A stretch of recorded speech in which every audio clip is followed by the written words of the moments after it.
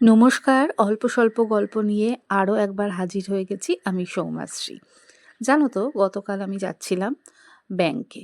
এই ব্যাংকটা হচ্ছে একদম দেশবন্ধু পার্কের উল্টো দিকে। দেখো তো আমার পিছনে কি দেখতে পাচ্ছ? ব্যাংকে যেতে গিয়ে হঠাৎ খেয়াল করলাম প্যান্ডেল শুরু হয়ে গেছে। হ্যাঁ, কিসের প্যান্ডেল বলো তো? সামনেই কি পুজো আসছে? হ্যাঁ, বাঙালির ভ্যালেন্টাইন ডে, সরস্বতী পুজো আগামী 23শে জানুয়ারি, আর আজকে হলো 2রা জানুয়ারি। ক্যালকাটা বাংলোর ঠিক অপোজিটে প্যান্ডেল অলরেডি শুরু হয়ে গেছে। মেন কাঠামোটা তো ওরা বানিয়েই ফেলেছে দেখলাম। এইখানে বিশাল বড় করে সরস্বতী পুজো হয়। জানো তো আমরা প্রত্যেকবারই দেখতে যাই। যারা উত্তর কলকাতায় থাকো তারা অনেকেই হয়তো জানো এখানে বিশাল বড় করে পুজো হয়, প্যান্ডেল তো দুর্দান্ত বানায়, নানান রকম আলোর চারিদিকে দেয়, সঙ্গে কিন্তু মেলাও বসে। যারা এখানে থাকো না তাদেরকে বলছি চলে আসতে পারো রাধাকান্ত জিউ স্ট্রিটে। ক্যালকাটা বাংলোটা সবাই মোটামুটি চেনে, উত্তরের আড্ডার একদম কাছে।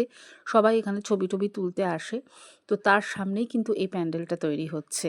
আসতে পারো সরস্বতী পুজোর দিন, দুর্দান্ত মেলা বসে 4-5 দিন ধরে, খুব হইচই চলে ওই পাড়াতে। তো এটা দেখে ভাবলাম তোমাদের সাথে শেয়ার করি। মানে বাঙালির সত্যিই তাই, 12 মাসে 13 পার্বণ, একটা না মিটতে মিটতেই আর একটা শুরু হয়ে গেছে। দেখে অবশ্য ভালোও লাগছিল। তো আমি লক্ষ্য করে দেখলাম আশেপাশেও কিন্তু সরস্বতী পুজোর ব্যানার পড়তে আরম্ভ করে দিয়েছে বিভিন্ন জায়গায়। আর এখানে না উত্তরের আড্ডাতেও খুব বড় করে কিন্তু সরস্বতী পুজো হয়। তারপর ফাংশানও চলে বেশ কয়েকদিন ধরে। সেখানেও কিন্তু এসে ফাংশানও তোমরা দেখতে পারো, বড় বড় শিল্পীরা আসেন। তো আজকের ব্লগে আমার এটাই জানানোর ছিল। মহাশ্বেতা আসছেন আমাদের মাঝখানে।